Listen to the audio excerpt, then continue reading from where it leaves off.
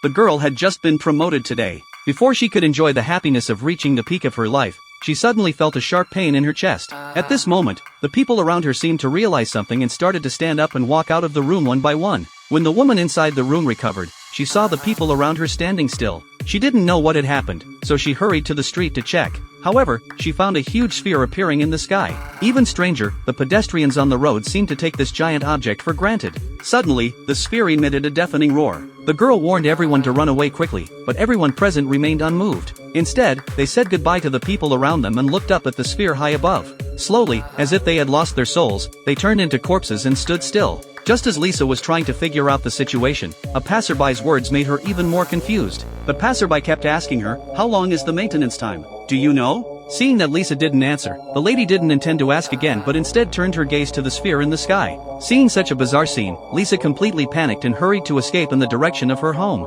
On the way, she finally saw a police officer. She hurried forward to ask what the sphere in the sky was. However, the police officer told her, "Isn't that just the world maintenance? And this is something everyone knows." When Lisa wanted to ask something more, the police officer also looked at the sphere and lost consciousness. With no other choice, she could only go home first to ensure her husband's safety. Fortunately, her husband was at home and escaped the disaster. However, when Lisa told her husband what she had seen and heard, her husband suddenly realized something. He hurriedly prepared to go outside to perform a shutdown maintenance. Seeing his wife's ignorant appearance, at first, he thought Lisa was joking with him. But seeing Lisa's anxious look, her husband realized that something was wrong with Lisa. So he told her to think carefully about who she really was. Then, like the others, he looked up at the sphere and lost consciousness. Seeing her only husband leave her, Lisa didn't know what to do. She could only go back home and hide. But at this moment, two people who looked like small gangsters came to her house, seemingly looking for something.